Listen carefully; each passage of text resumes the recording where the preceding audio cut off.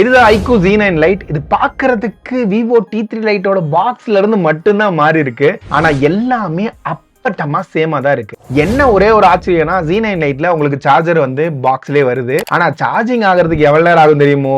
ஒரு 2 மணி நேரம் 50 நிமிஷம் ஆகுது ஃபுல் சார்ஜ் ஆகிறதுக்கு 0% இருந்து. 2024ல இவ்வளோ பவர்ஃபுல்லான சார்ஜிங் ஸ்பீடு இந்த போன்ல தான் இருக்கு. இன்னும் எக்கச்சக்கமான விஷயம் இருக்கு. இது பாக்குறதுக்கு முன்னாடி நம்ம சேனலை சப்ஸ்கிரைப் பண்ணிட்டு வந்துருங்க. இப்போ வீடியோ ஸ்டார்ட் பண்ணிடலாம். ஃபர்ஸ்ட் பாக்ஸ் ஓபன் பண்ணோம்னா சொன்ன மாதிரி தான் வழக்கமா பேக்கேஜிங் கண்டென்ட் எல்லாமே இருக்கு. இங்க கேஸ், சில paper works, sim injector pin, type C to type A cable, 15 வாட்கான சார்ஜர் பாக்ஸ்ல இருக்கு. ஃபர்ஸ்ட் இதோட டிசைனை பார்க்கும்போது ரொம்பவே நல்லா தான் பண்ணிருக்காங்க. இந்த ஒரு 10,000 ரூபாய் பிரைசிங்ல டிசைன் நல்லா தான் இருக்கு. அதுல குறை சொல்ற மாதிரிலாம் இல்ல. என்ன உங்களுக்கு பேக் வந்து பிளாஸ்டிக்ல தான் கொடுத்துருக்காங்க, சைட் ஃப்ரேமும் பிளாஸ்டிக்ல தான் இருக்கு. அப்படியே இந்த சைடு Vivo T3 Liteோட வச்சு பாருங்களேன், அப்பட்டமா சேம் தான். ஒன்லி கலர்ஸ் மட்டும் தான் மாறுது. இது எல்லாமே டிட்டோவா இருக்குங்க. சரி, இந்த T3 Lite ஓரமா வச்சுட்டு இப்போ இதை பத்தி டிஸ்கஸ் பண்ணுவோமே. இந்த போன்ல ஓவரால் ப்ரொடெக்ஷனுக்கு IP64 ரேட்டிங் கொடுத்துருக்காங்க. இந்த செக்மெண்ட்டுக்கு இது நல்லா தான் இருக்கு. ஆனா இங்க பஞ்சாயத்து என்னன்னா, ஃப்ரண்ட்ல என்ன ப்ரொடெக்ஷன் யூஸ் பண்ணிருக்கன்றத பத்தி எதுவுமே இங்க மென்ஷன் பண்ணல. அப்புறம் இந்த போனோட டிஸ்பிளே சைடு இருந்தோம்னா HD டிஸ்பிளே தான் கொடுத்துருக்காங்க. அதனால கண்டென்ட்டோட குவாலிட்டி அந்த அளவுக்கு பெட்டரா இருக்காது. வியூவிங் ஆங்கிள்ஸ் டீசெண்டா இருக்கும். ஆனா இந்த போன்ல பிரைட்னஸ் நல்லாவே பண்ணிருக்காங்க. மேக்ஸிமம் பிரைட்னஸ் ஆஃப் 840 நெட்ஸ் வரையும் கிளைம் பண்ணிருக்காங்க. இன்டோர் அண்ட் அவுட்டோர்ல இந்த செக்மெண்ட்ல ஓரளவுக்கு டீசென்டான பெர்ஃபார்மன்ஸ் கிடைக்குது. மற்றபடி 90 Hz ரெஃப்ரெஷ் ரேட் கொடுத்துருக்காங்க. ஆனா இந்த அளவுக்கு ஸ்மூத்னஸ்லாம் நீங்க இந்த போன்ல இந்த பட்ஜெட்ல எதிர்பார்க்காதீங்க. அடுத்தது இதோட பெர்ஃபார்மன்ஸ்னு வரும்போது Dimensity 6300ன்ற ஒரு புதுவிதமான ப்ராசஸரை பயங்கர ஹைப்போட லான்ச் பண்ணிருக்காங்க. சத்தியமா நம்பிராதீங்க. Dimensity 6100 பிளஸ்ன்ற ஒரு ப்ராசஸரோட இன்னொரு வெர்ஷன் தான் இந்த 6300. இதோட பெஞ்ச் மார்க்கிங்ல அந்த அளவுக்கு அட்ராக்டிவான ஸ்கோர்லாம் கிடைக்கல. அரௌண்ட் ஒரு 3.7 lakhsல இருந்து 4 lakhs வரையிலுமான ஆன்டிடு ஸ்கோர் இந்த போன்ல கிடைச்சிச்சு. அது மட்டும் இல்லாம தெர்மல் த்ராட்லிங்ல செம்மையா சொதப்பி வச்சிருக்காங்க. ஒரு 80% ஸ்டெபிலிட்டி வந்தாவே பெரிய விஷயமா தான் இருக்கு இந்த போன்ல. மத்தபடி கிக் பெஞ்சோட ஸ்கோரும் 3D மார்க்கோட ஸ்கோரும் ஓரளவுக்கு டீசெண்டா இருக்குங்க. இதோட கேமிங் பெர்ஃபார்மன்ஸும் சொல்லிக்கிற லெவலுக்கு இல்ல. ஒரு பேசிக்கான கேண்டி கிரஸ் அது மாதிரி கேம்லாம் நீங்க விளையாடலாம். மத்தபடி பேட்டில் கிரவுண்டோ இல்ல கால் ஆஃப் டியூட்டியோ அந்த அளவுக்கு ஸ்மூத்தா இந்த போன்ல உங்களால ரன் பண்ண முடியாது இந்த பட்ஜெட்ல. அடுத்ததா டெய்லி யூசேஜ்லயுமே உங்களுக்கு வந்து சொதப்பல தான் பண்ணி வச்சிருக்காங்க. ஃபர்ஸ்ட் இதோட ஸ்டோரேஜ் ஸ்பீட்ல eMMC ஸ்டோரேஜ் தான் யூஸ் பண்ணிருக்காங்க. எல்லாமே UFS 2.2க்கு மூவ் ஆயிட்டாங்க. இந்த செக்மெண்ட்ல இது ஒரு டிசப்பாயிண்டடா பாக்குறேன். இதனால என்ன பெரிய பஞ்சாயத்து அப்படின்னா, நார்மலா யூஸ் பண்ணும்போதும் இதோட ஸ்க்ரோலிங், இதோட ரெஸ்பான்ஸ் எல்லாமே ஸ்லோவா தான் இருக்கு. அது மட்டும் இல்லாம ஒரு டேட்டா நீங்க ரைட் பண்றீங்க அப்படின்னா அந்த சமயத்துல இந்த போன் ரொம்பவே அடிபடும். சரி, இப்போ இதோட கேமரா சைடு வருமே. இங்க 50 மெகா பிக்சலுக்கான சோனி சென்சார் யூஸ் பண்ணிருக்கேன்னு சொல்லிட்டு மார்க்கெட் பண்ணியிருந்தாங்க.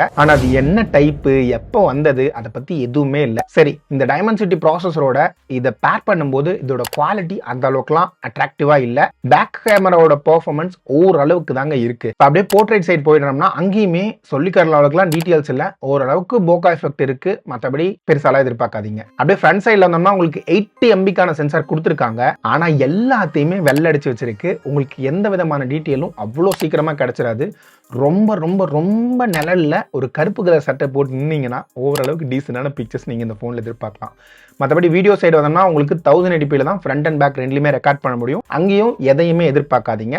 கேமரால இந்த போன் பயங்கரமான சொதப்பல் தான். இந்த பிரைஸ் பாயிண்ட்ல இதோட இன்னும் ஒரு சில பெட்டரான போன்ஸ்லாம் மார்க்கெட்ல இருக்கு. அப்புறம் சாஃப்ட்வேர் எக்ஸ்பீரியன்ஸ் வந்தோம்னா இந்த போன்ல ஒரு சிறப்பான விஷயம் பண்ணிருக்காங்க. ஒரு 10,000 ரூபாய் செக்மெண்ட்ல Android 14 அவுட் ஆஃப் த பாக்ஸோட வந்திருக்கு. அது மட்டும் இல்லாம 2 வருஷத்துக்கான OS அப்டேட்டும் 3 வருஷத்துக்கான செக்யூரிட்டி பேட்ச் அப்டேட்டும் ப்ராமிஸ் பண்ணிருக்காங்க. இந்த செக்மெண்ட்ல எந்த போன்லயும் இது மாதிரியான ஒரு ப்ராமிஸ் இல்ல. அதுக்கு ஒரு தம்ஸ் அப் கொடுத்துருங்களா. மற்றபடி ஃபன் டச் OSோட எக்ஸ்பீரியன்ஸ் ஓரளவுக்கு டீசெண்டா தான் இருக்கு.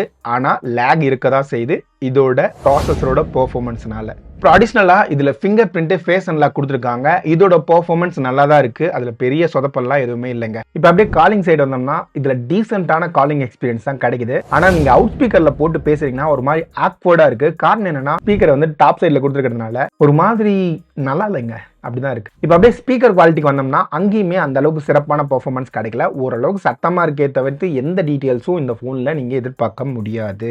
அப்புறம் சிம் கார்டு ப்ரொவிஷனை பொறுத்த வரைக்கும் உங்களுக்கு 2 சிம் இல்லைன்னா ஒரு சிம் ஒரு மெமரி கார்டுக்கான ஹைபிரிட் சிம் ஸ்லாட் தான் இந்த போன்ல உங்களுக்கு கொடுத்துருக்காங்க. மற்றபடி 8 5G பேண்ட் இருக்கு. இதோட ஸ்பீட் வந்து ஓரளவுக்கு டீசெண்டா இருக்கு. மேஜரான டிராப் வந்து 5Gல இல்ல. அப்புறம் அதர் ஃபங்க்ஷன் பார்த்தோம்னா இந்த போன்ல Wi-Fi 5க்கான சப்போர்ட் கொடுத்துருக்காங்க. ப்ளூடூத்ல 5.4 மென்ஷன் பண்ணியிருந்தாலும் ஆக்சுவலாக இந்த ப்ராசஸர் சப்போர்ட் பண்ணுறது ப்ளூடூத்தோட வெர்ஷன் 5.2 தான். அது இங்கே ஒரு எரர் மாதிரி தெரியுது. மற்றபடி வழக்கமான சென்சார் எல்லாமே இந்த ஃபோன்லையுமே இருக்குது. இப்போ அப்படியே பேட்டரி சைடு வருமே, இங்கே 5000 mAh பேட்டரி கொடுத்துருக்காங்க. இதை நான் வேரியஸ் சோர்ஸ் மூலயமா சார்ஜ் பண்ண ட்ரை பண்ணேன். இந்த ஃபோனை ஒரு 44 வாட் விவோ சார்ஜரில் சார்ஜ் பண்ண ட்ரை பண்ணால் ஒரு 2.5 மணி நேரத்தில் ஃபுல் சார்ஜ் ஆகுது. ஆனால் இதே ஒரு 15 வாட் சார்ஜரில் இதை சார்ஜ் பண்ணும்போது 2 மணி நேரம் 50 நிமிஷம் பக்கமாக எடுத்துக்குது 0லேருந்து 100% ஆகிறதுக்கு. 2024 இதெல்லாம் நியாயமாடா அப்படின்ற லெவலுக்கு தான் இருக்குது. ஒருவேளை நீங்கள் இந்த சார்ஜிங் ஸ்பீட் இருக்கிற ஃபோனு கன்சிடர் பண்ணுவீங்களா அப்படின்றத கீழே இருக்கிற கமெண்ட்ஸில் சொல்லுங்கள். மற்றபடி இந்த பேட்டரி லைஃப்னு பார்க்கும்போது அசால்ட்டாக ஒரு 7 to 8 ஹவர்ஸ்க்கான பேட்டரி லைஃப் இந்த ஃபோனில் நீங்கள் எதிர்பார்க்கலாம். இப்போ ஃபைனல் கன்க்ளூஷன் வருமே. பிரைசிங்கை பொறுத்த வரைக்கும் 4GB 128GB வேரியன்ட் 10,500 ரூபாய்க்கு பிரைஸ் பண்ணியிருக்காங்க. 6GB 128GB வேரியன்ட் 11,500 ரூபாய்க்கு பிரைஸ் பண்ணியிருக்காங்க. இப்போதைக்கு கார்டு ஆஃபர்லாம் இல்லை, அப்பப்போ மாறி மாறி வந்துட்டு இருக்குது. சில நேரம் 500 ரூபாய் ஆஃபர் தராங்க, சில நேரம் எதுவுமே இல்லை. ஒருவேளை இன்னும் ஒரு 2-3 மாதம் கழிச்சு மேஜரான பிரைஸ் கட்டில் ஒரு 8,500லேருந்து 9,000 அந்த பிரைசிங்கில் வந்துச்சுன்னா நீங்கள் பட்ஜெட் டைட்டாக இருக்கும் பட்சத்தில் இதை நீங்கள் கன்சிடர் பண்ணலாம். மற்றபடி இதை ஸ்கிப் பண்ணிட்டு ஐக்கோவோட Z9X இல்லைனா விவோவோட T3X கூட நீங்கள் ட்ரை பண்ணலாம் இந்த பிராண்டில் நீங்கள் பார்க்குறீங்க அப்படின்னா. ஸோ அவ்வளோதான் வீடியோ. இன்னும் எக்கச்சக்கமான ரிவ்யூவில் உங்களை பார்க்குறேன். அது வரைக்கும் பாய்.